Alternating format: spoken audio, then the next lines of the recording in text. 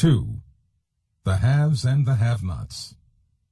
The difference that makes the difference. Open the door, and I'll get it myself. James Brown. America's black millionaires live in a world where 4 billion people are categorized as poor. Oddly, these wealth creators command little political power or means of defense. Like all capitalists, innately face government regulation or excessive taxation could seize their earnings. So why on a planet ripe with famine, poverty, and disease should this tiny minority, approximately 35,000 driven black men and women, be allowed to control riches thousands of times greater than their needs? Why should a few thousand families of color command wealth far exceeding the endowments of most third-world countries? More specifically, why should Ephraim Taylor, the video game designer and youngest African-American to take a company public on Wall Street, command a net worth of $20 million, and Walter Taylor, a janitor at a local Atlanta, Georgia high school, earn less than $20,000 per year? Why should the annual compensation of American Express CEO Ken Chenault exceed $50 million, while nearly 40% of African Americans continue to navigate life only a day's march ahead of financial ruin? Why should former Time Warner CEO Richard Parsons live in the lap of luxury and manage a personal portfolio of nearly $100 million, while the average household income of Black America falls below $32,000 per year? Why should Valerie Daniels Carter command a fortune in excess of $90 million, while untold thousands of homeless black men roam from shelter to shelter in search of a warm meal and empty cot? And why should the net worth of St. Louis-based hotel developer Michael Roberts inch closer to the $1 billion mark, while so many of his race teeter on the verge of economic collapse? Does this make sense? Does this comparison seem fair? When spread across demographics, the question is just as stark. Why should the top 1% of families own 20% of the nation's wealth, while the bottom 20%, awash in debt, possess no measurable net worth at all? On a global level, the disparity is deadly. Why should even this bottom fifth of Americans be able to discard enough food to feed a continent while millions of Sudanese die of famine? And to drive the point home, why should our pets eat far better than most of the men, women, and children who live outside our shores? The reason for the huge wealth disparity between Ephraim Taylor and Walter Taylor, between Valerie Daniels Carter and so many young unsettled black males, between Ken Chenault, Richard Parsons, and Michael Roberts, and the average African American, and, for the most part, between the haves and have-nots, is knowledge and commitment. Who succeeds financially and why? We all know some people who seem to possess an innate ability to rise above any challenge or sidestep any roadblock. Even during their most difficult moments, these men and women soar above the fray, in social settings, at work, and with their finances. You've seen them and wondered, what do they have that I don't? It's not that they were born into wealth. It's not that they caught a lucky break. It's not that they are smarter than you or me or that most had an elite education. They simply knew what they wanted. They plotted a course and arrived. Every day they thought about what was to come, and they set clear goals with intention and purpose. And today, as a result, they are surrounded by people whom they care deeply about, and to return the favor. They wake up happy and go to sleep fulfilled, and they don't toss and turn over unpaid bills. Millionaires set their own wages, goals, and lifestyles. Even without startup capital or influence, they reach their objectives. They strike when the time is right, when the iron is hot. They do what is unpopular. They follow their gut when others are paralyzed by fear. They stand their ground and push hard even when the world opposes. And as far as rules are concerned, they rewrite them. Have-nots, however, force their lifestyles to fit whatever wages they receive.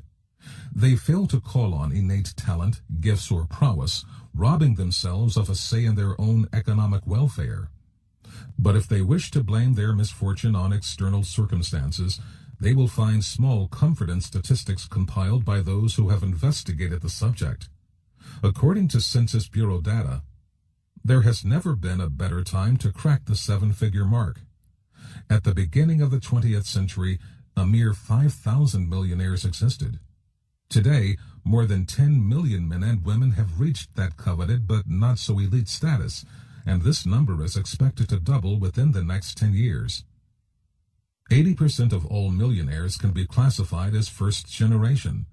In other words, these wealth creators built their fortune with little to no capital, savings, or inheritance. When Martin Luther King Jr. led the Montgomery bus boycott, 5 black millionaires had made their mark. As of this writing, 35,000 African Americans have leaned on their faith, learned from their mistakes, and empowered themselves as well as countless others. Although this number remains a fraction of their white counterparts, black millionaires play to win, approaching every task with a level of confidence, commitment, and creativity that few dare to display. The story of black millionaireship is best embodied not in the theory of a writer, but in the life of the wealth creator, a story that leads from the old frontier to the new. Portrait of a wealth creator. The wealthy share one quality, regardless of how else they may differ. Call it a sense of quiet assurance or inner resolve, but never mistake it for lack of backbone. We've heard it said of the best, everything he undertakes succeeds, or everything she touches turns to gold. It's that low-key attitude of command, based on self-knowledge that says, in effect, I've faced difficult times and I've passed the tests. I know who I am, so there's no need for me to impress others. By the force of character, such a man or woman wrings success from the most adverse circumstances.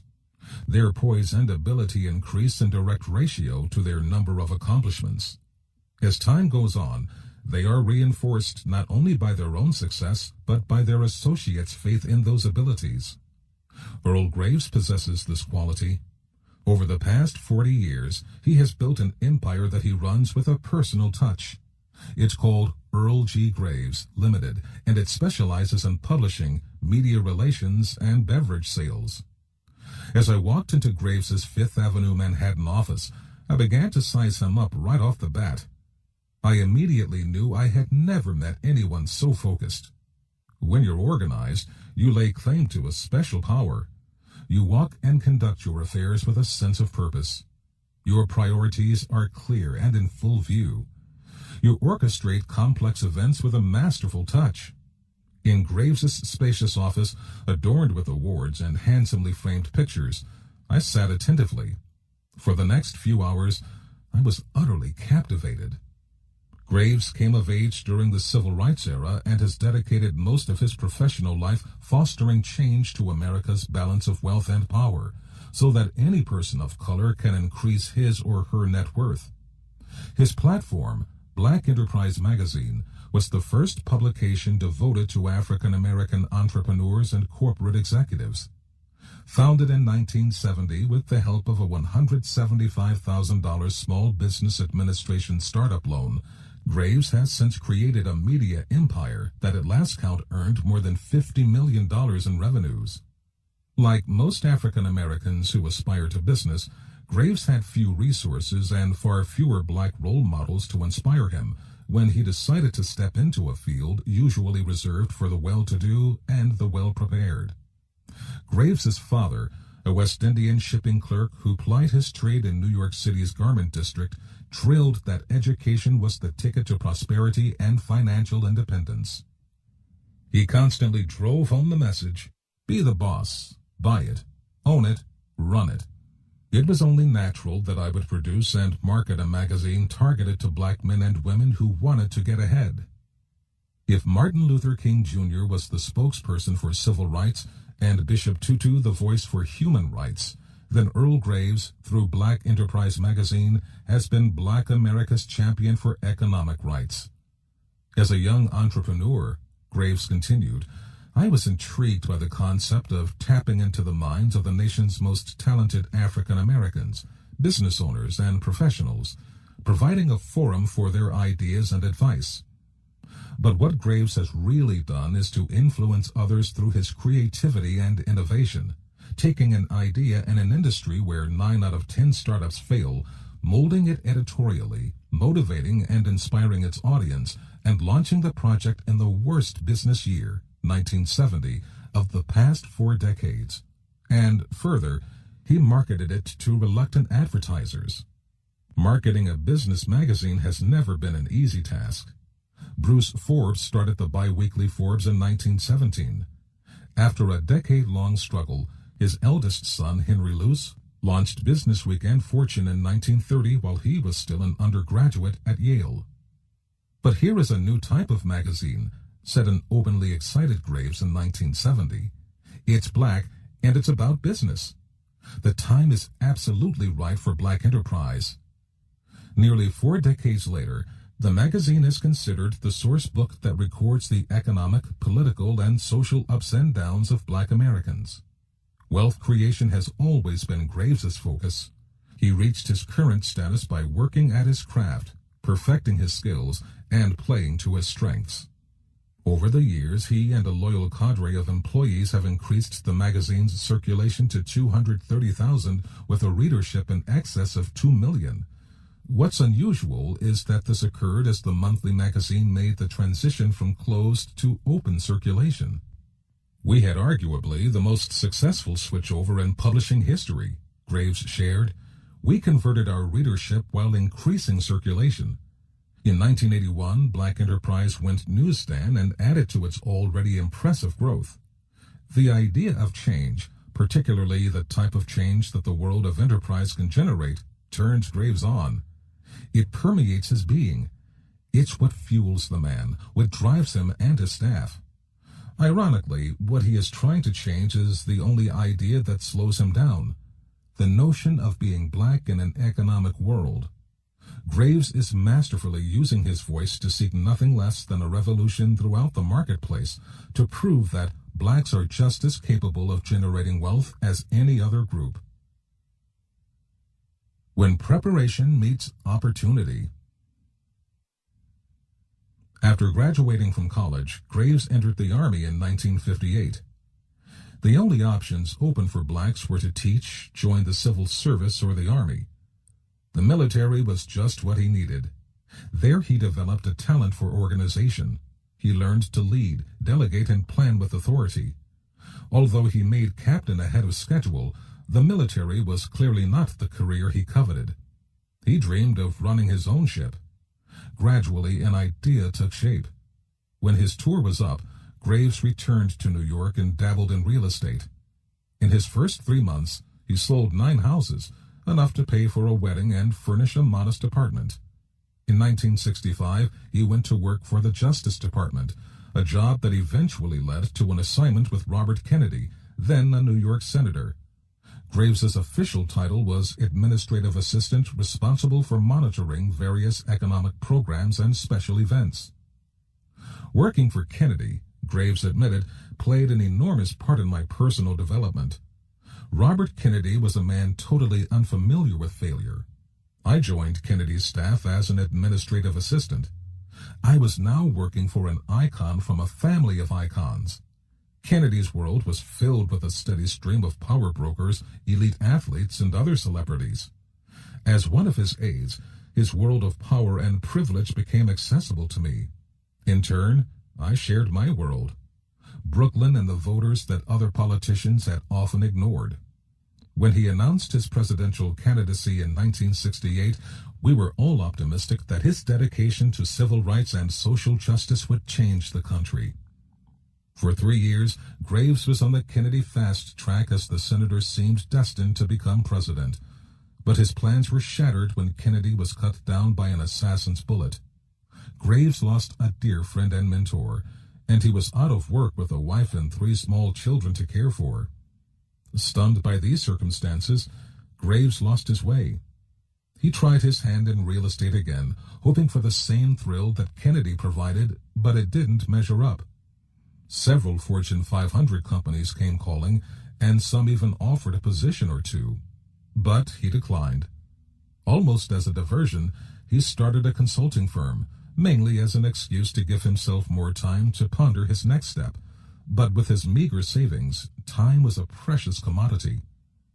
Fortunately, as a Kennedy staffer, I was marked as a candidate who was highly employable. I was offered both a job with IBM and a Ford Foundation fellowship. Those were IBM's halcyon days, and a job there would have been a steady meal ticket, but to me it sounded like fixed income. I didn't want any limitations on what I thought I could earn. I wanted to be my own boss. So I accepted the Ford Fellowship, essentially a work-study grant. Contemplating a career as a consultant to black business people, I studied entrepreneurship and economic development in Barbados, home to my grandparents. When I returned, I set out to advise business on tapping an emerging black market. Graves dove headfirst into his research. He immediately began to draw comparisons between what he saw abroad and what existed at home within America's black communities. Even though the results were disheartening, he knew he could make an impact. There was no medium for blacks, he recalls, to learn the successes and failures of those who had gone before. Graves started piecing together a business plan and assembled a team of advisors to help push his idea forward. The result? A board of advisors that read like a who's who in politics and business. Senator Edward W. Brooke of Massachusetts, Julian Bond, House Representative of Georgia, and William Huggins, former president of Freedom National Bank. Here was an august group of prestigious blacks who saw a need to further black economic development. By lending their names, they helped convince corporate America that black enterprise was worth a second look. Building an empire. Graves, who saw his market as blacks of advanced means, began the tedious task of sifting through mountains of African-American organizational directories. The result was a list of 100,000 businessmen and women, doctors, lawyers, teachers, clergy, elected officials, and college students, present and future leaders of black America. He sent free subscriptions to these individuals. With a draft of the magazine in hand, Graves approached area banks, whose initial response was lukewarm at best. Many rejected the idea outright. But after discussing the concept with Chase Manhattan Bank's Capital Corporation, Graves hit pay dirt. Chase Manhattan's president believed in gutsy banking and unique ventures that showed promise. Besides, Manhattan Capital had made a number of loans to black businesses and liked the idea of a tool that might help its clients succeed. The bank financed Black Enterprise with a $150,000 loan and $25,000 in equity. Graves later bought the investment shares back for $500,000. By the late 1960s, roughly 100,000 black-owned businesses existed in the U.S., and most were mom-and-pop operations. But I knew that number would grow. The Civil Rights Act of 1964 cleared the way for policies designed to level the playing field for minority-owned businesses. In 1969, President Nixon signed Executive Order 11458, which directed the Secretary of Commerce to coordinate the federal government's efforts to promote minority enterprise, in effect creating the Minority Business Development Agency. That's the environment in which Black Enterprise magazine was created. With the support of my wife, I took out a $175,000 SBA-backed loan. We were determined to place the words black and capitalism in the same sentence. Graves was in his element. The next step was to convince advertisers. However, he would alter his approach. Instead of making cold calls to ad agencies, as he had with banks, Graves personally initiated a letter-writing campaign to the heads of those corporations he believed would make profitable advertisers: IBM, Ford Motor Corporation, and Coca-Cola, to name a few. Time and again, I had to educate white advertisers about the black consumer. I ran around trying to convince executives that black people smoke, drive cars, stay in hotels, and use credit cards. That was anything but easy. As a result of his efforts, Graves received $500,000 in commitments long before the first issue would ever hit the mailbox. Black Enterprise magazine was profitable from day one. The cover and lead story of the first issue, August 1970, featured Charles Evers, who started small and made it big in politics and business. Lacking capital, managerial and technical knowledge, and crippled by prejudice, the minority businessman has been effectively kept out of the marketplace, "We want to help change this," Graves declared in the first issue. "It was nearly 2 years before we were taken seriously," Graves remembers. But by 1972, advertisers and distributors began calling us, and 3 years later, my input was being sought in the highest of circles. Black Enterprise's first-year revenues were $900,000. The magazine has transformed since its initial issue. Today, the graphics regularly win design awards, circulation was converted to paid subscribers, and the editorial coverage has been broadened beyond the realms of business to include other key issues. Revenues have reached $50 million. From Graves's perspective, the market isn't so much a principle as it is a collection of people, all whose wants and needs must be taken into account. His world is a sphere of customers, both actual and potential, who ultimately will determine how well he satisfies those needs. As he redefines his market, he searches for virgin turf to conquer. For example, in 1988, en route to a speaking engagement, Graves exchanged business cards with a fellow passenger. The gentleman, as Graves discovered, was a senior-level executive with Pepsi-Cola Corporation. During the course of their conversation, the soft drink executive revealed his company's desire to broaden its base by completing a deal with an equally stellar black businessman or woman for its Washington, D.C. operations. Graves couldn't believe his ears. He hid his emotions as, once again, the door to opportunities swung open. By his own admission, Graves knew nothing about the bottling business, but he also knew that with a good organization behind him, he could glide into the industry. For the next 2 years, he would step up communications between his headquarters and the soft drink distributor and place together the intricate pieces of a financial puzzle that would establish him as Pepsi's largest minority vendor. Some of the pieces began to fall in place the same year. Graves and basketball great Earvin Magic Johnson met in New York, and the two hit it off immediately. During their conversation, sports soon gave way to business, and they shook hands on a deal. Johnson would lend his name and persona to the Pepsi franchise. Graves would retain 2/3 ownership. Both walked away elated as the meeting produced the results each wanted. Meanwhile, Graves continued to iron out the details until the $60 million deal was finalized in September 1990. Black Enterprise magazine continues to thrive. In 2001, the company, headquartered on Fifth Avenue in Manhattan, enjoyed $5.7 million in sales with 4 million readers. The company also includes a book publishing arm, sponsored seminars for entrepreneurs, and a private equity investment fund. The Washington Post called its founder one of the most influential black business people in the country, and, said Graves, has used Black Enterprise to tell the community how to work together, dress smart, pull strings, borrow money, live revengefully well. 2 of Graves's 3 sons serve as executives with his company, while the third holds a post with PepsiCo. In addition to the Spingarn Medal, annually awarded by the National Association for the Advancement of Colored People, NAACP, for outstanding achievement, Graves has also received numerous other awards, including the Entrepreneurial Excellence Award from Dow Jones & Company in 1992, and the Ernst & Young New York City Entrepreneur of the Year Award 3 years later. In all, he holds 53 honorary degrees, but as he wrote in the 30th anniversary issue of his magazine in 2000, "I have always said that these awards recognize the magazine's role in uplifting African Americans. By showcasing their achievements, as well as gaining a forum to address the issues of the day, we helped fuel the aspirations of generations of black entrepreneurs and business people." In the same issue, he wrote, "We wanted to show our readers a better way and, at the same time, communicate to the business world from Madison Avenue to Wall Street that there was a viable black consumer market.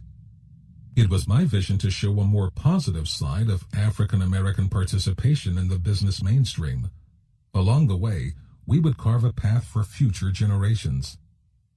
It took Earl Graves nearly 30 years to realize that he could apply salesmanship to social change. "We've made a difference in terms of Black America owning a piece of the economic action." Though he occasionally sells advertising to account executives, That chore is now handled by his oldest son. He, Graves Sr., sells to even tougher front lines, chief executives, congressional leaders, and cabinet members. I still have to hustle. We've got entire generations of black kids who are going nowhere. Who's going to pay the freight later? It has nothing to do with minorities. It has to do with the bottom line. For all his success, selling is what drives the man. Part of his secret is believing in his product. Black enterprise has become America's survival manual for the black community. We have lived up to, in large measure, the readers' and advertisers' expectations. In the end, nothing serves a salesman better than filling the needs of his customers. A product is invented only once, but selling is forever. In his book, Wealth and Power in America, Gabriel Kolko, an economic historian, presented considerable evidence that the reins of power are always held by the controllers of wealth. If this is true, not only does Black America hold the reins to its destiny, but it is not poor. Psychologists suggest that our models of thought tend to become our life experience. Those men and women who believe they can succeed tend to succeed. Those who entertain thoughts of failure and self-doubt tend to fail. Plain and simple, your level of wealth and prosperity will never rise higher than your patterns of thought. The greatest fortunes have been built by dreamers and innovators of unwavering faith who believed in their power to accomplish whatever task they turned to. There is no law by which you can attain great wealth without demanding it, expecting it, believing it, assuming it, and thinking it when all that you hope for is not yet visible. Prosperity flows only through channels that are open to receive it. Quiet as it is kept, there's no need to hire a locksmith. There's no great mystery that unravels riches or abundance. Truth be told, focused thinking has been characteristic of those who have left their mark on the world. There is no changing the principle of a law of wealth. Whatever your business, profession, or occupation, your mental attitude will determine the level of your financial success. A pinched mind equates to a pinched supply. The reason that so many fail to reach their financial goals and the ranks of have-nots continue to swell in a land of such promise is that far too many refuse to alter their thinking and commit themselves to the million-dollar habits that lead to financial success. These poor souls lack the self-confidence that never looks back, that burns all bridges behind them. The ever-present tinge of doubt and uncertainty as to whether they will succeed taints their efforts. And this little difference is what spells the difference between poverty and affluence. If you doubt your ability to do what you set out to do, if you think that others are far better suited, if you fear to step out on faith and assume the calculated risk, if you lack backbone, boldness, and determination, if timidity and a shrinking nature shadow your every move, if you have yet to remove can't from your vocabulary, if you lack a daring spirit, if you are constantly held back by caution, if you have yet to get over your love affair with lack and limit, if you have yet to embrace your divinity, that infinite source that knows no failure, and if you're driven by the words, I wish to, I hope to, and I'll try, again, here lies the critical difference that measures the distance between power and weakness, wealth and poverty, and have not. Most people refuse to follow the guidelines that eventually could free them from financial insecurity. All it takes is a little discipline and forethought, from your career goals and spending habits to your saving and investment strategies and, most importantly, your attitude. If you make the commitment, wealth will wrap its arms around you throughout your life. The mathematical formula that guides all wealth. Wealth creation centers not only on what you know, but on what you do. And what you do is easier than you think. As eloquently stated by the writer and social commentator George Gilder, the very process of creating wealth is the best possible education for creating more wealth. Economic security is not attained by the possession of money alone. It is attracted by the service one renders, for useful service may be converted into all forms of human needs, with or without the use of money. Those who have attained economic security have done so not because they control a vast fortune, but because they provide employment opportunities, satisfy a need or want, or provide goods and services to society. In short, they add value. It is in this manner that all enduring economic security must be attained. Business philosopher Jim Rohn postulated, becoming a millionaire is not that difficult, and it is not the most important thing. The most important aspect of becoming a millionaire is the person that you must become in order to accumulate $1 million in the first place.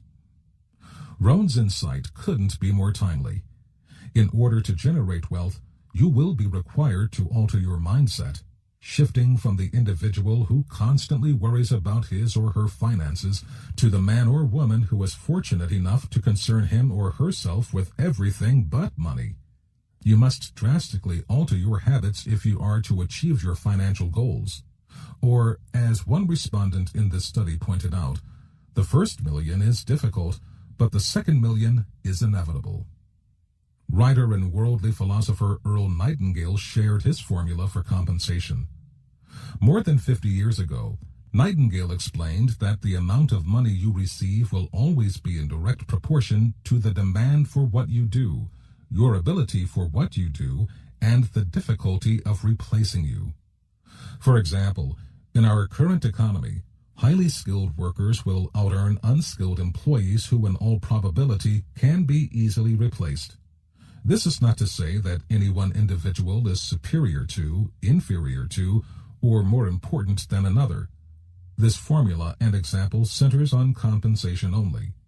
Moreover, from a human standpoint, janitors are just as important as brain surgeons.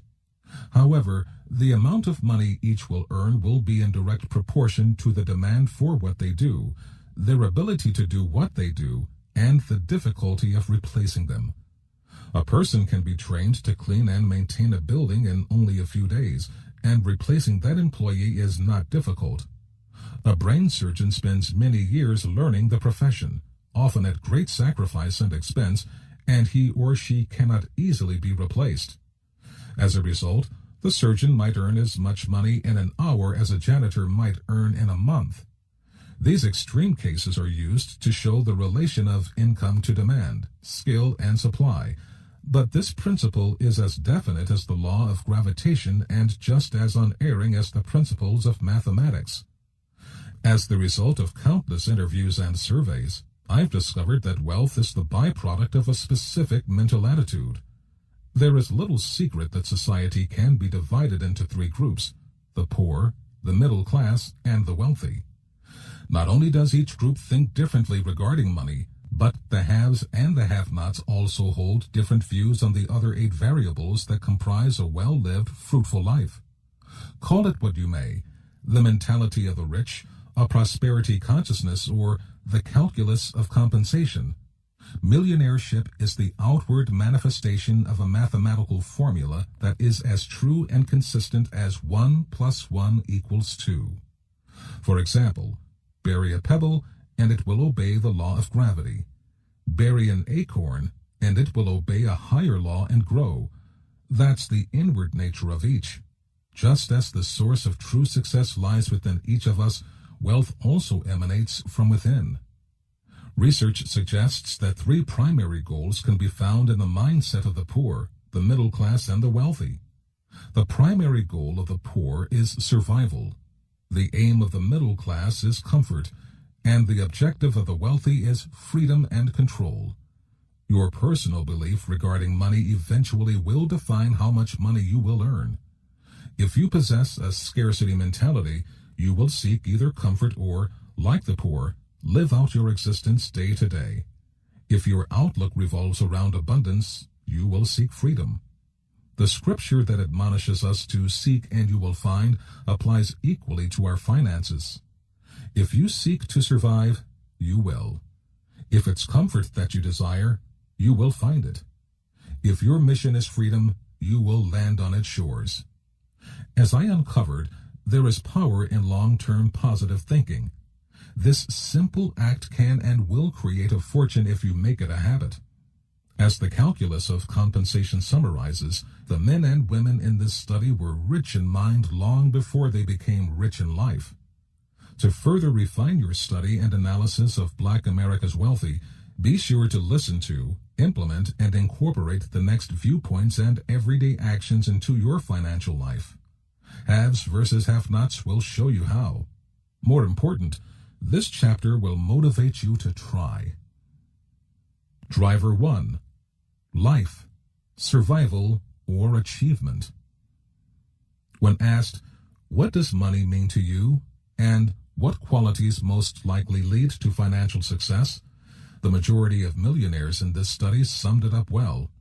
They cited freedom and security and hard work, goal setting and perseverance, respectively.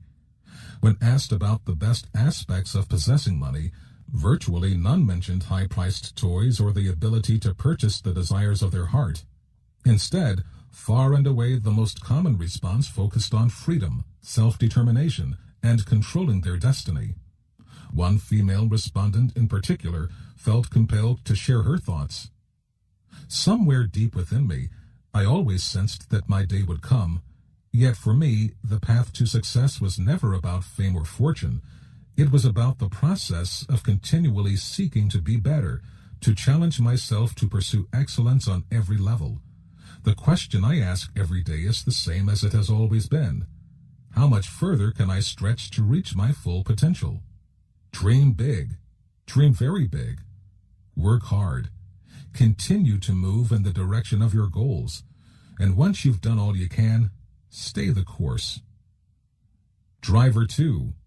Family unit, matriarchal or patriarchal/legacy.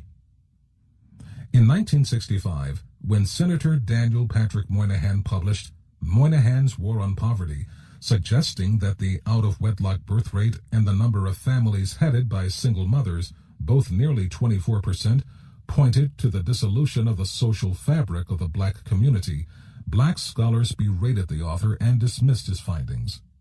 Moynihan, an avowed liberal, was attacked as a right-wing bigot. Now, in all honesty, the Black community would do just about anything to return to those statistics. Today, more than 75% of Black infants are born out of wedlock, while more than 60% of Black households with children are headed by women. Although the U.S. Census Bureau is somewhat foggy regarding the nature of wealth and prosperity, it is quite clear as to the root causes of poverty. Avoiding long-term poverty, according to this federal agency, is not rocket science. The Bureau's stance on poverty can be summed up in 4 steps. 1. Finish high school. 2. Work. 3. Get married, preferably prior to beginning a family, and once you enter into this sacred union, stay married. 4. Avoid criminal behavior. Moreover, the U.S. Census Bureau pointed out that African American married couples are, in fact, better off than those who remain single by nearly every standard. Married couples have higher incomes, longer lives, and better health, and they suffer from less violence and poverty. No group has taken this directive to heart like Black millionaires, who consistently cite family as the most rewarding aspect of their lives. And although money may create more options, choices, and time to spend with family, the wealthy place family at the forefront of all non-work activities. Nearly 80% of the millionaires in this study were raised in homes consisting of both biological mother and father, where the average household income was less than $35,000. More than 70% are married, most to their first spouse. Roughly 90% are parents, and as parents, these millionaires are quite clear regarding their expectations of their children. Family wealth is not self-perpetuating. Without careful planning and stewardship, a hard-earned fortune can be dissipated within a generation or two. Although Black millionaires are often proud to have graduated from the School of Hard Knocks, nearly one-half shared that it is important for their children to attend a highly selective or prestigious university. They generally feel that such institutions provide quality education that enhances career opportunities in addition to superior peer group connections. Seen in this light, the competitive pressure that black millionaires feel toward their children's education, whether it is an Ivy League school or a top-rung historically black college or university, may have less to do with their child's educational foundation than with preparing their offspring for generational wealth. To the doting mother and father, such would be an unparalleled prize. Driver 3. Education, K through 12 or lifelong learning. The state of education within the black community has been the source of much concern, and deservedly so. But the haves in this study view lifelong learning as just as important, or even more so, than any degree they may have earned along the way. Unlike their poor or middle-class counterparts, black millionaires rate education beyond their time in the classroom highly. The disparity is startling.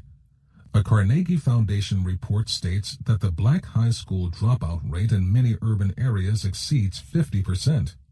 Moreover, the National Commission for Excellence in Education reported that 44% of black 17-year-olds are functionally literate. African American students are only half as likely as whites to be placed in honors or advanced placement English or math classes, and are 2.4 times more likely than whites to be placed in remedial classes. According to my survey, the overwhelming majority of respondents purchase 20 books per year, and the types of books they read most often are either motivational/self-help or business. For most, reading as a pastime began early in life. Many reported that, during elementary school, they read books independent of any school assignment. As I was told by a respondent whose net worth exceeds $50 million, far worse than not reading books or attending seminars or self-improvement courses is not even realizing that it matters. This habit alone will cause you to amend your thinking. If you would commit to becoming a lifelong student, reading the books, attending the classes, networking with like-minded individuals, then today would mark the first day to a better financial future. If you haven't read a single book in the past 90 days, on the surface, this habit doesn't seem to matter. But here lies the danger. Consequently, there's no way for you to enhance your career skills or improve your bottom line. I'm constantly on the prowl searching for ways to advance and grow my business. When asked for the keys to financial success, Antonio Reed, half of the legendary LaFace record label, drew on a habit that he has used over his storied career. When Reed began his musical pursuits as a drummer for a local Cincinnati, Ohio-based band more than 25 years ago, he sought a career in the executive suite with a zeal rarely equaled. When asked how others could break into this highly competitive arena, he notes that countless opportunities exist outside of the studio in the marketing, finance, and legal fields. But to crack the code within this industry today, the now chairman and CEO of Epic Records suggests that all who seek to enter the music business take the necessary steps to polish their management skills as well as their talent. Gone are the days when you will be given a year to prove yourself, Reed emphatically states. In order to gain traction, you must make an immediate impact within the first 30 days. Far too many aspiring musical producers often lose sight that music is above all a business. To serve as an example to those who would follow, although Reed never attended college, he enrolled in the Advanced Management program at Harvard Business School while simultaneously presiding over LaFace Records. The program, which required him to devote 60 to 70 hours a week to his studies, prepared him to become the foremost practitioner of his craft in addition to speaking the language of corporate America, a language so few in the music industry, Reed believes, comprehend. I'm constantly asked why would I relinquish valuable time to dedicate 6 weeks to this intensive program, he explained. Easy. I've come to realize that prosperity begins by dedicating yourself to lifelong learning. The moment you cease to grow is the moment you begin to die. Driver 4. Money. Act rich or act poor. In some ways, I believe we are forced to agree with the 20th century writer and journalist Ernest Hemingway, who stated that the rich are different. But black millionaires are not too different from the middle class in terms of the attitudes, values, and qualities that shape their day-to-day lifestyles. However, they are radically different from the average African Americans in terms of how much money they possess and, in turn, how they spend their earnings. The black millionaires surveyed in this study are distinguished by a belief that wealth is important and that the accumulation of wealth is a desirable life objective. Moreover, they believe in the wisdom of investing part of their earnings for the long haul and benefiting from the rewards of compound interest. They also believe in protecting their wealth by utilizing professional investment advice. And finally, they believe in spending wisely. They are willing to spend money in order to make money, but they are always in a position to tell their money where to go rather than asking where it has gone. In a 1996 magazine article titled Banking on Us, the State of Black Wealth, economist and former college president Julianne Malveaux described an all too frequent occurrence. She wrote, "Everything about the way my friend Carla presents herself trumpets that she is living large. A walking billboard of designer labels, she dresses in $900 St. John knits and carries a $400 Chanel bag as she strides up in $200 Ferragamo pumps to fold her well-dressed self into a $50,000 Lexus. But, as the saying goes, all that glitters is not gold. Carla's actual net worth, that is, the value of her assets, or what she owns, minus the value of her liabilities, or what she owes, is a paltry $20,000, about $50,000 less than someone like her, 35 years old, with an annual income of $60,000, should be worth. She also carries credit card debt of nearly $30,000, which amounts to an alarming one-half of her annual income, and that's not including what she owes on her car. If she were to lose her job, she'd be in huge trouble." Again, the question begs asking, what does your money mean to you?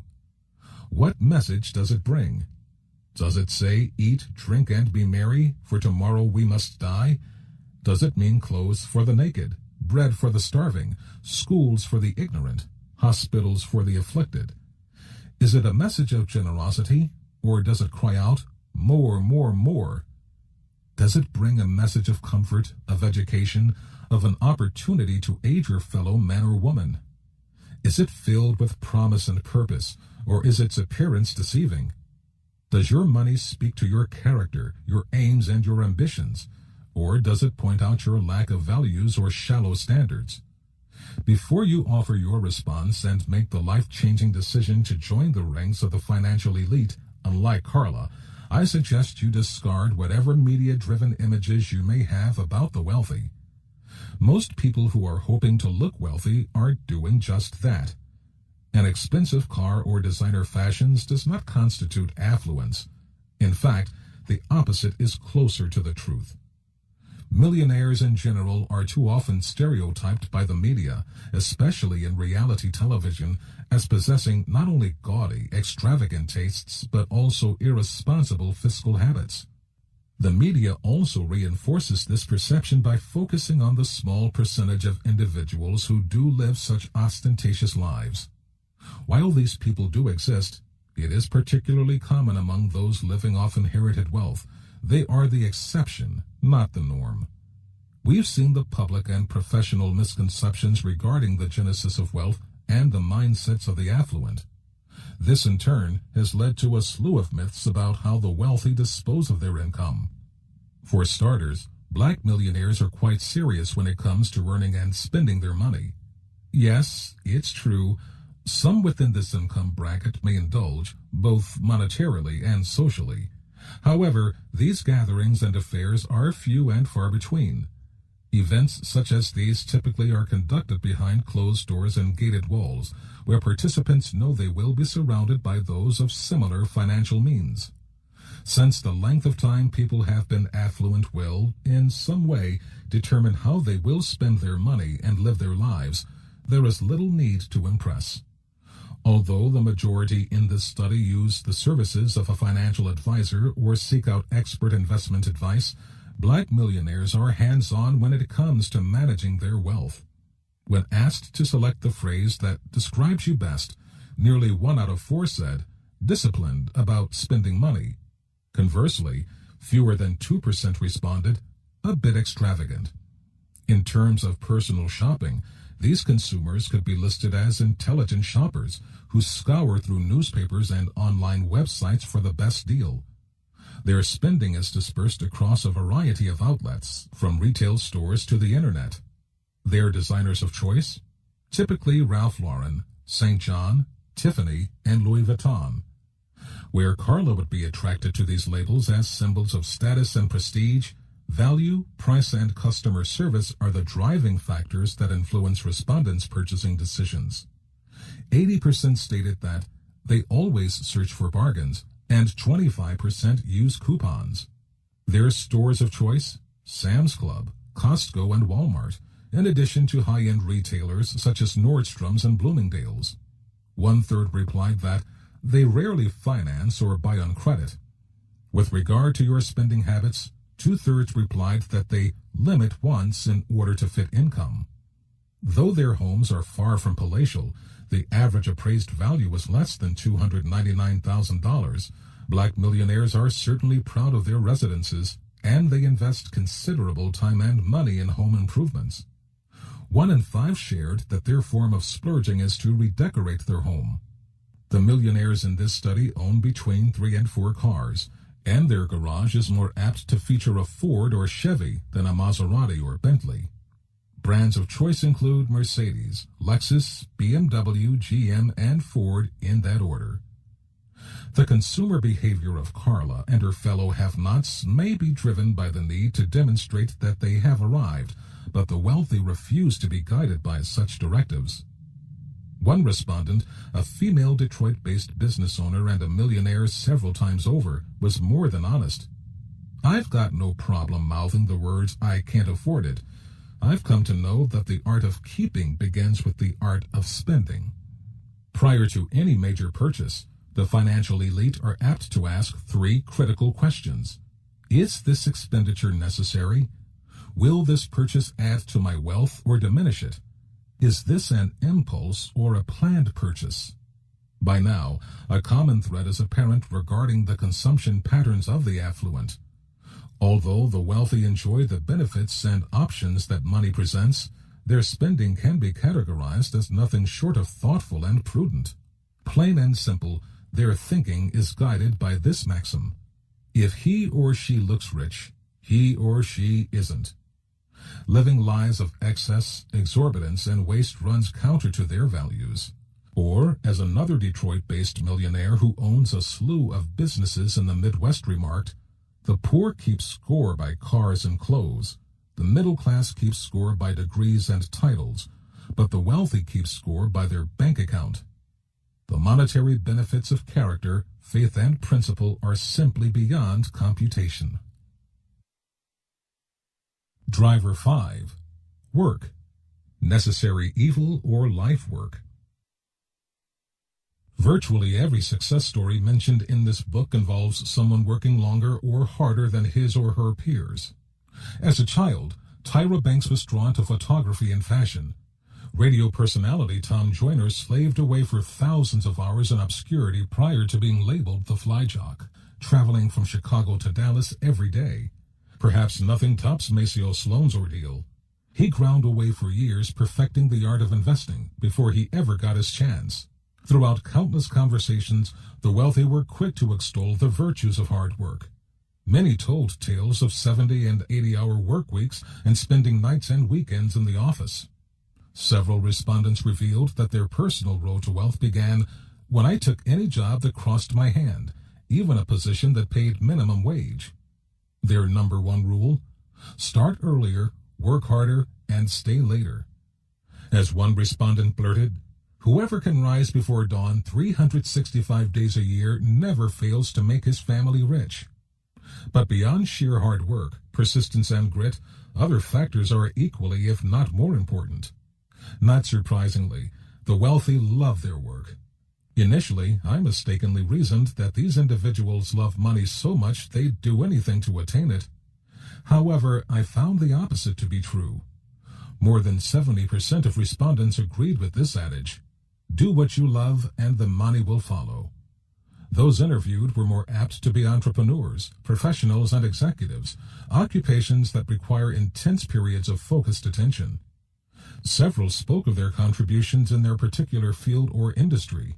They shared stories regarding their employees and customers. Seldom, if ever, did they mention the money they had earned. The financial elite seem to realize intuitively that the key to financial success begins by committing yourself to an inspiring cause that impacts others in a positive way. The possibility of their business or work being passed on to their children added energy to their attitude. In short, they were driven by something much larger than simply earning a living. Obviously, they were set on forging a life. They believed in their cause and were committed to seeing it through. Rather than money, their dreams and vision motivated them to reach their financial goals. The wealthy are ruled by passion and their heart. When it comes to life and their work, they are completely engaged. More than 75% replied that they would continue in their present line of work when asked, "What would you do if you won $1 million in the lottery?" And speaking of the lottery, from my survey data, Black millionaires emerge as a unique breed. Driven by solid attitudes and values revolving around work, wealth, and investing, it is no secret that the higher an individual's net worth, the less likely he or she is to ever play the lottery. This is in stark contrast to a 2008 Illinois study that examined lottery sales in the state's 6 most heavily populated Black zip codes. According to Illinois lottery records for the 2000 through 2008 fiscal year, Greater Grand Crossing, Chatham, Roseland, and Pullman counties, 4 areas that feature a Black population in excess of 90%, generated lottery sales of nearly $50 million. Ironically, nearly one-half of the residents aged 16 and older are unemployed. One of the area's store owners stated the obvious. No one but Blacks come to buy hundreds of lottery tickets each day, and the sad part is that the majority are unemployed. I can see them walk over here from the Public Aid and Unemployment Office down the street. The Black financial elite are more apt to place their solid faith-based values into action with a consistency that is lacking among many of the poor. My data suggest an almost unanimously high value assigned to both work and financial success. Generating an income through devotion to career is the primary manner in which the typical Black millionaire reaches the goal of financial independence.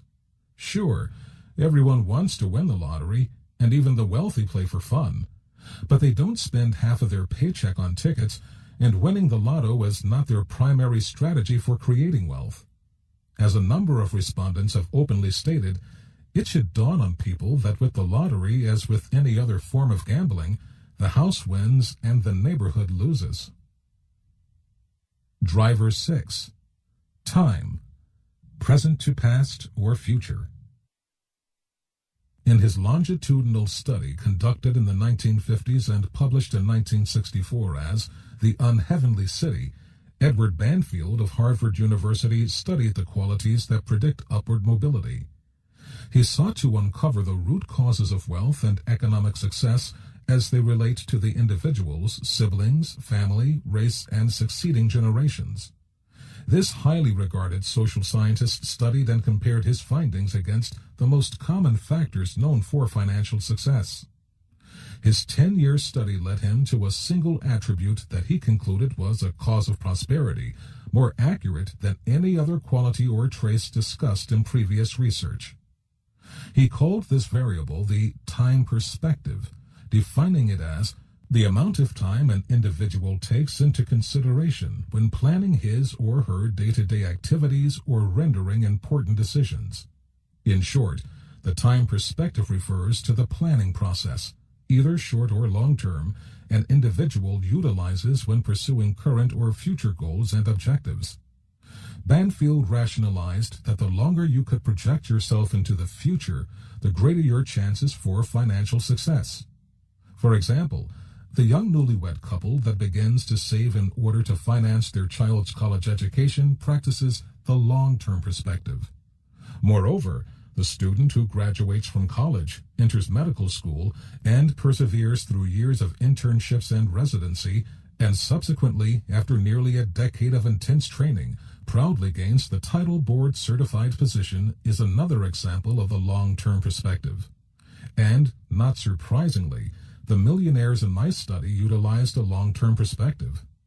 With regard to saving 15 to 20% of their income, participating in retirement plans, 401ks, 403bs, or individual retirement accounts, or investing in the stock market, either mutual funds or money market accounts, these survey respondents stood in unanimous agreement. Unlike the average worker, whose version of time perspective lasts no longer than approximately 2 pay periods, you, the listener, may have a time perspective of 10 to 15 years. The homeless, the unemployed, the addicted, and those who, for some reason or another, find themselves at the bottom of the social pyramid, cling to a perspective no longer than a few days, if not hours or minutes. Millions of individuals who find themselves down and out constantly bemoan the loss of the golden opportunities they allow to slip through their hands. The weekends, evenings, and downtime they idled away when they could have been laying the foundations for a productive financial future. Years later, they feel as if they have little to look forward to but old age, poverty, and bitter regrets. Their most valuable commodity is not time, but hope. Time is more than money. Time is your greatest opportunity. When asked, which would you rather possess, more time or more money, 2/3 of these millionaires replied, more time. The question for each of us to decide is not what we would do if we had the means, the resources, the knowledge, the ability, and the opportunity. The question is this: what will we do with the time we've been given? It's true, time is money. If you fail to respect this invaluable resource, I doubt that you will respect anything else. Driver 7. Relationships. Social or networking. Born on a farm off a dirt road in the segregated South, Lillian Lincoln Lambert believes success is a journey, not a destination. Scoffed and ridiculed because she wore burlap bag dresses to school, she sensed in her bones that there had to be a better life beyond the farm. After high school, she moved north. There she plowed her way through a series of dead-end jobs, from maid to typist to peddling magazines door to door in New York City before ever realizing that the journey was internal and that education was her ticket out to a new world. Along the way, friends, family, and mentors taught Lambert that she needed the support of others in order to succeed, and that asking for help was not a sign of weakness, but of strength and wisdom. Disillusioned after 3 years in New York, Lambert moved to Washington, D.C., where she found work in a federal typing pool while attending college part-time. At age 22, she transferred to Howard University and studied business. While there, she met the marketing icon H. Naylor Fitzhugh, one of the first African Americans to earn an MBA degree at Harvard Business School. They became fast friends. Lambert worked as Fitzhugh's research assistant at Howard, and he in turn not only became a mentor, but convinced her to apply to Harvard after earning her undergraduate degree.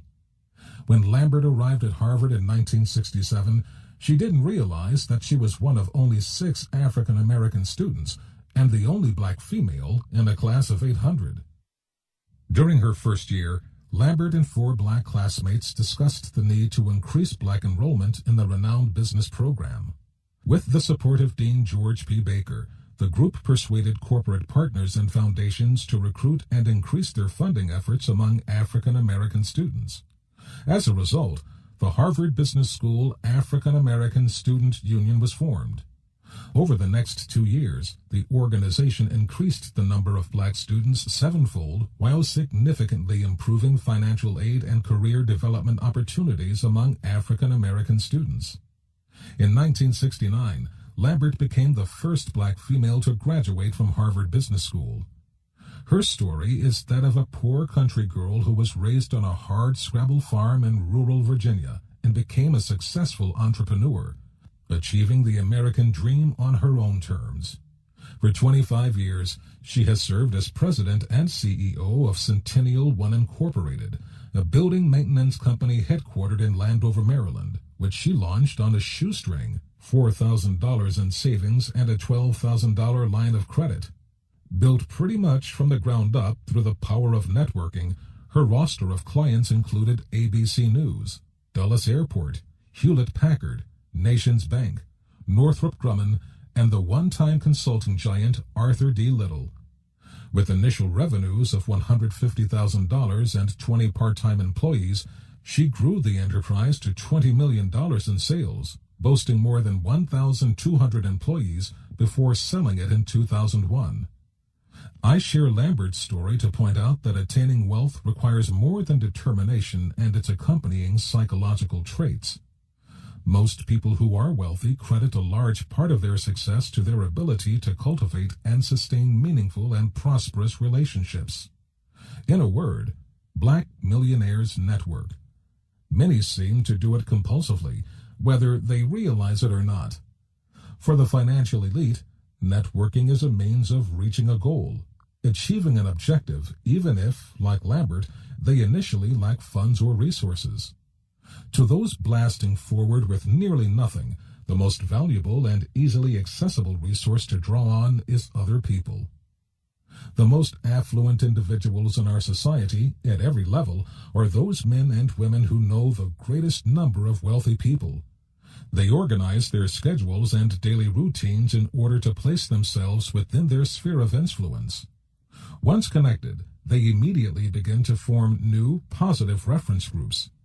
They place into action a plan to develop as many good, high-quality, and mutually beneficial relationships as possible within the shortest amount of time.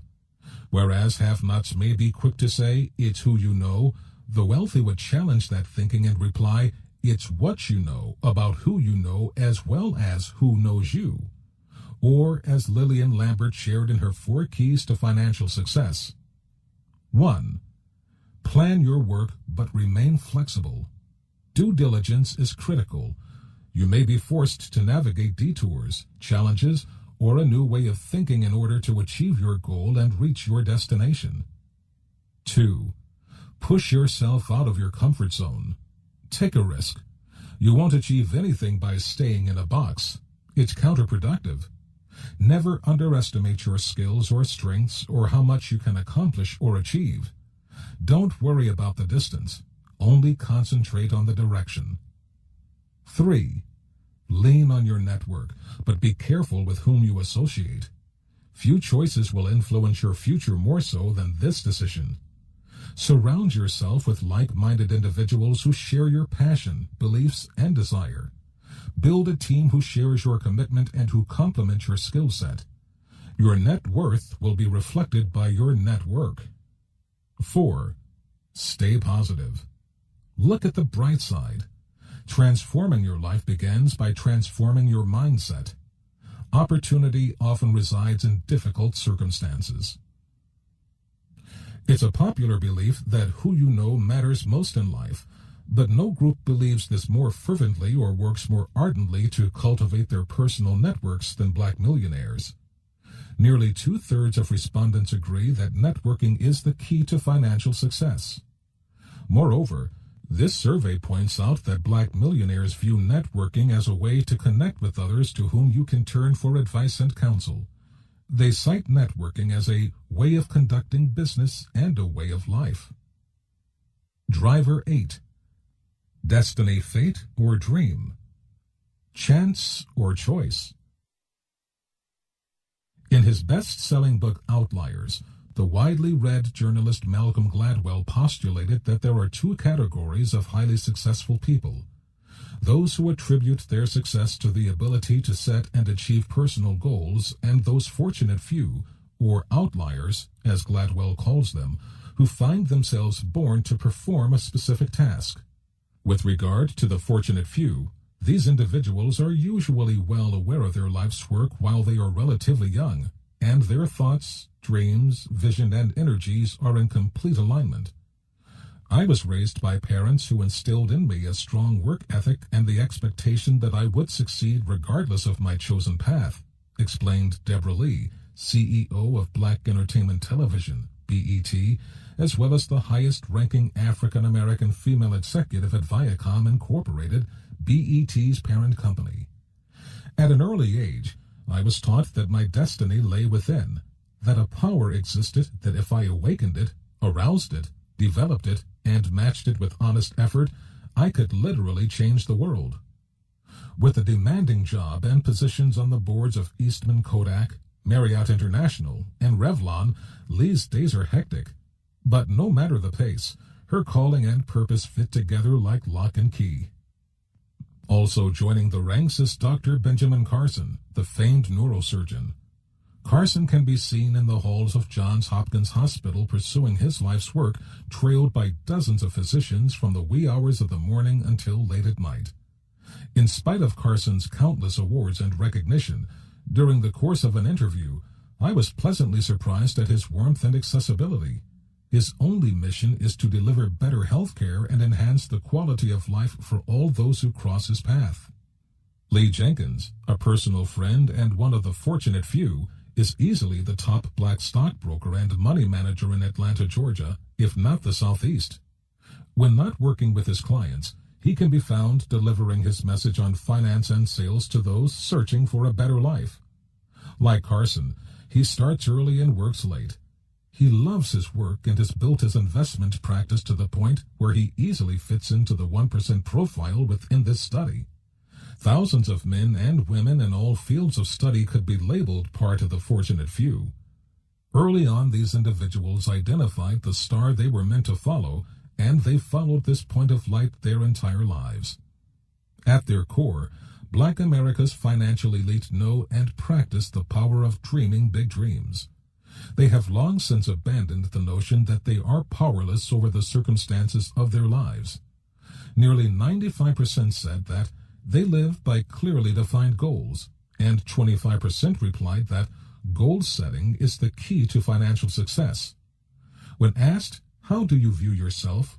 nearly 50% responded, "Goal-oriented." I have found the wealthy to be consumed by their goals and dreams regardless of day or time. As one Florida-based respondent whose net worth easily exceeds $50 million chided, "It's impossible to do extraordinary things when you are thinking ordinary thoughts." And another seven-figure participant chimed in, "How you think is who you become." Driver 9. Faith or spirituality? Praise or practice? Some readers may remember the highly successful television show called The Millionaire. Each week, some deserving soul would receive a cashier's check for $1 million from an unknown benefactor. Recipients could keep the windfall and spend it any way they saw fit, on the condition that they never revealed the source. As fate would have it, recipients were overcome with joy until they discovered that money could not buy happiness. Ironically, in every episode, the recipient faced a host of challenges to the agreement with the benefactor, and many times the money had to be returned. Hollywood has produced several movies demonstrating that true happiness does not emanate from material wealth, a lesson that most millionaires have come to know. For example, the movie Money Grows on Trees depicts a family that suddenly becomes rich when they discover that a tree in their yard grew, of all things, money. Nonetheless, in the course of the movie, the family faces a slew of difficulties because of their money tree. These are fictional examples of people who failed to find happiness from money alone. But what of real life? In accounts of individuals who have become instant millionaires by winning the lottery, more than a handful say that life became more complicated after their financial windfall. In all of these examples, fictional and real, there seems to be a missing link to personal happiness and fulfillment. What is that link? If people have not developed spiritual wealth, no amount of money will make them happy. The overwhelming majority of the wealthy in this study believe in God. Each affirms that he or she is an integral part of the Creator's divine plan. With this firm belief in the order and ongoing promise of the universe, they've been able to develop a creative imagination, self-esteem, wisdom, goals, and a deep abiding faith. My greatest inspiration has been and continues to be my faith in God, says Valerie Daniels Carter, a black woman who presides over a $95 million fast food empire. He is the source of my strength, and he gives me the ability to do the things I do. My desire is to create a legacy of giving a hand up. I try to leave my fingerprints on everything that I do, and everyone knows that a fingerprint lasts forever. Their faith serves as the bedrock, a root system, if you will, that has allowed them to bend and grow with the winds of change without breaking, no matter the challenge or circumstance. This ability to adapt is apparent in their unceasing habit of looking at the bright side of even the darkest dilemma. Many of the financial elite credit their strong religious faith as a source of their ability. Case in point, when asked, "How often do you attend church or a religious service?" 2/3 of survey respondents replied, "Once or twice a week." More than half of the respondents tithe, and nearly 30% donate 10 to 15% of their earnings to charity. And the size of church that black millionaires attend? Nothing fancy, fewer than 2,500 members. According to the affluent, faith provides spiritual wealth.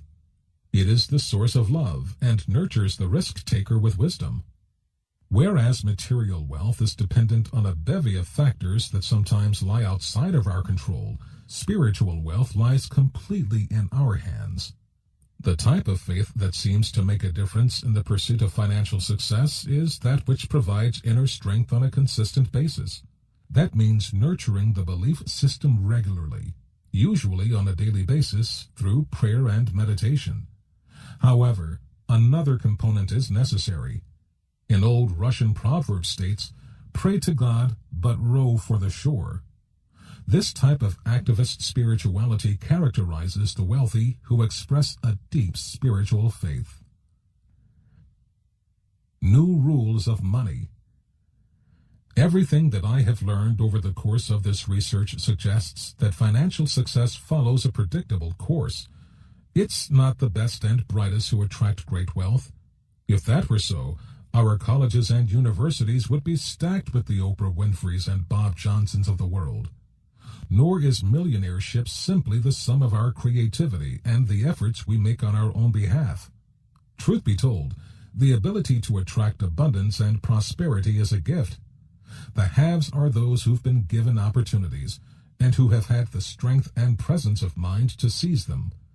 The lesson here is simple but often overlooked. The most common quality that the wealthy share is their propensity to act. They're intensely action-oriented. When opportunity knocks, they not only take the initiative, they take charge. Unfazed by the notion that every individual with an idea is a minority of one, millionaires plan their work and work their plan, regardless. They realize that the gifts from such actions are greater than anything imaginable. The affluent operate in a constant state of motion, driven by a sense of urgency as well as a bias for action. As a result, they cover more ground and in less time. In short, it's one thing to read, study, and clutch to your chest well-worn biblical verses, such as Philippians chapter 4, verse 13. I can do all things through Christ who strengthens me. It's another matter altogether to exercise your faith, to place it all on the line, and put those words into action.